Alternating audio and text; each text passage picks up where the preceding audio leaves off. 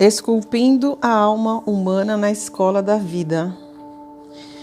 Em uma terra em que os sentimentos humanos estavam embotados e as pessoas não aprendiam a arte de pensar, Jesus fez laboratórios de sabedoria. Ao andar com ele, os insensíveis se tornaram poetas. Os agressivos acalmavam a sua emoção e os incultos se transformavam em pensadores. Quando o mestre da vida dizia: "Felizes os mansos, porque herdarão a terra", ele queria revelar que a violência gera violência e que todo opressor um dia será derrubado pelos oprimidos. Evidenciava que os territórios do reino que anunciava, ao contrário do que ocorre neste mundo, são conquistados pela mansidão. João, o mais jovem dos discípulos, apesar de parecer muito amável, tinha emoção explosiva e saturada de preconceitos. Certa vez, sugeriu a Jesus que destruísse com fogo algumas pessoas que não andavam com ele. Se o mais amável dos discípulos queria destruir os que não faziam parte do seu grupo, imagine o que se poderia esperar dos outros.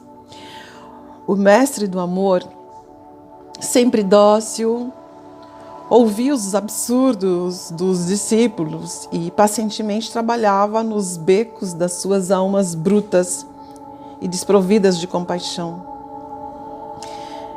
Ele esculpiu a emoção de João. E o resultado? João se tornou o poeta do amor. Nos últimos momentos da sua vida, escreveu palavras que testemunham quanto ele amava cada ser humano. Talvez você goste de trabalhar com pessoas de fácil relacionamento. Talvez você, claro, como todos, quisesse ter filhos menos complicados, alunos quietinhos, menos problemáticos, Os colegas de trabalho mais receptivos, mais abertos. Todos queremos mais facilidades em tudo, nos relacionamentos, no trabalho, em tudo. Mas não esquece que vários cientistas e pessoas de sucesso da atualidade, eles foram no passado muito difíceis. E por que eles tiveram sucesso? Porque alguém investiu neles e nessas pessoas. As pessoas mais problemáticas poderão ser as que mais lhe darão alegrias no futuro. O mestre da vida preferiu trabalhar as pessoas difíceis para mostrar que vale a pena investir no ser humano. Ele trabalhou pacientemente os que eram considerados escórias da sociedade. E eles, com exceção de Judas, aprenderam a arte de amar. Ensinou-os que nas pequenas coisas se escondem os mais belos tesouros. Ele conduziu-os a despir suas máscaras sociais e a descobrir que a felicidade não está nos aplausos da multidão, nem no exército do poder, mas nas avenidas da emoção e nas vielas do espírito. Os discípulos abandonaram Jesus no momento em que ele mais precisava deles.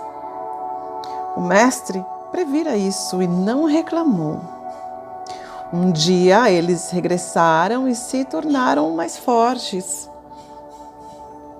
Você cuida delicadamente da sua vida por compreender que ela é breve, como uma gota que se evapora ao sol do meio-dia? Não se deixe entulhar por problemas, nem saturar pelo sistema social. Invista na sua vida e na dos outros. Esse é o único investimento que se ganha para sempre, mesmo quando se perde.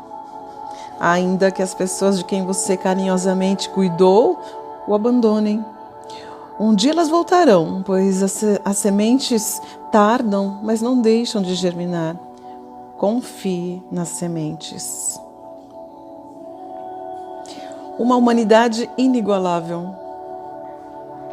Um homem fascinante. Muitos amam os feitos sobrenaturais de Jesus. Exaltam seu poder divino, mas não conseguem enxergar a exuberância de sua humanidade.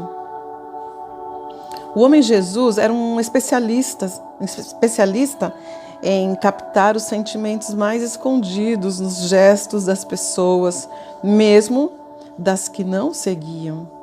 Às vezes, não conseguimos captar os sentimentos das pessoas mais íntimas, muito menos das distantes. Os paradoxos que o cercavam, o mestre da vida, nos deixam boquiabertos. Por um lado, dizia ser imortal. Por outro, apreciava ter amigos temporais. Falava sobre a pureza dos oráculos de Deus e, ao mesmo tempo, estendia as mãos às pessoas eticamente falidas. Ele era capaz de ressuscitar uma criança, mas ele escondia o seu poder, pedindo aos pais da criança que alimentassem o filho. Muitos têm dinheiro e fama, mas são banais em seu interior. Jesus, embora famosíssimo, era um homem simples por fora e especial por dentro. Vivemos a paranoia da fama nas sociedades moderna. Os jovens sonham em ser atores, atrizes, esportistas, cantores, pessoas famosas. Contudo, não conhecem as sequelas emocionais que a fama mal trabalhada pode causar. A fama conspira muito mais contra o prazer de viver do que o anonimato. A grande maioria das pessoas famosas são mais infelizes, são ansiosas do que quando era desconhecida. Perdem frequentemente a alegria com as coisas simples e se aprisionam numa bolha de solidão, ainda que rodeadas por multidões. A paranoia da fama ela é doentia. Procure sempre ser especial por dentro. Deixe que os aplausos venham naturalmente, mas não viva em função desses aplausos. Viva na simplicidade. Financeiramente rico, mas emocionalmente triste. Você conhece alguém assim? Você conhece alguém que é rico, mas por dentro sente solidão, angústias, ansiedades, não se sente completo, nas coisas, nas simplicidades da vida. Também, às vezes, as pessoas que mais têm dinheiro não têm essa liberdade que os mais simples têm. Eles sentem medo, não é? Medo de assalto, medo de sequestrarem os filhos e também não podem estar livremente assim nos espaços públicos. Não pode ter uma vida normal, de sair de casa com a família, ou de ir a uma feira, ou de ir a algum espaço livre, uma praia. Às vezes tem que estar sempre com segurança, não é? Está sempre assustado, com medo. Bom, um dia um homem riquíssimo e famoso resolveu executar um grande sonho, que era cultivar um jardim com plantas do mundo inteiro. Ele queria ter o prazer de chegar do trabalho e contemplá-las. Chamou os melhores paisagistas e plantou todo tipo de flores. Tudo era tão lindo. Depois voltou à rotina dos seus problemas. Como ele tinha muitas atividades e preocupações, pouco a pouco ele perdeu o encanto pelo jardim. Um dia, ele perturbou-se ao observar o jardineiro cantarolando enquanto cuidava das flores. E aí ele ficou chocado e ele entendeu que a beleza está nos olhos de quem a vê. De nada adiantava ser dono do jardim se ele não era capaz de administrar a sua emoção para contemplá-lo. De nada adiantava ter milhares de flores se seus pensamentos não se aquietavam para sentir o seu perfume. Então ele começou a rever seu estilo de vida, pois ele compreendeu que o jardineiro, embora tivesse uma conta bancária modesta, baixinha, ele era dono de uma alta conta emocional. Resumindo, ele era mais feliz do que ele. Há milionários que têm caseiros, jardineiros, mordomos, emocionalmente mais ricos do que eles. A felicidade vem do trabalho realizado com prazer e da alegria e beleza extraídas das pequenas coisas da vida. Muitas pessoas de sucesso frequentam assiduamente os consultórios de psiquiatria.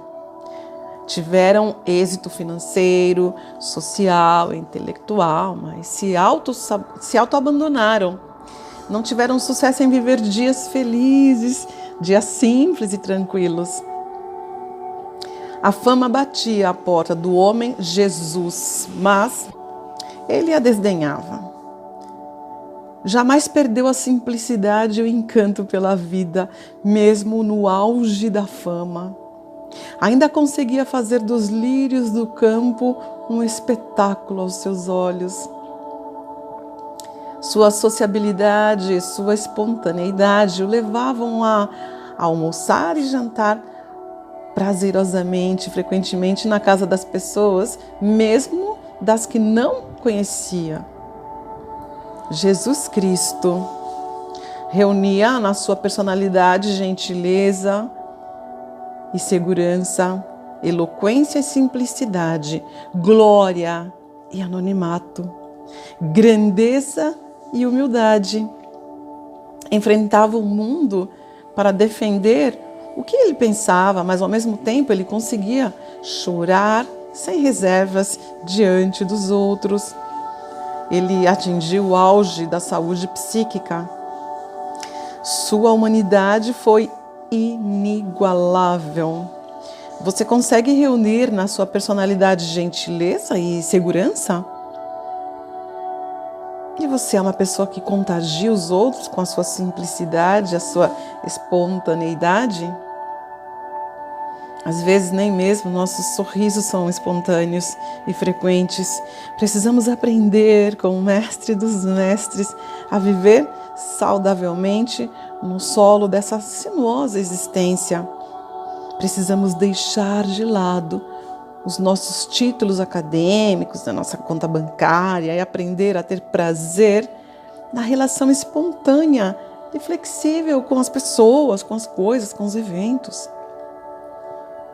Uma das piores coisas que um psiquiatra ou psicólogo pode cometer contra si é continuar sendo um profissional de saúde mental fora do ambiente do consultório.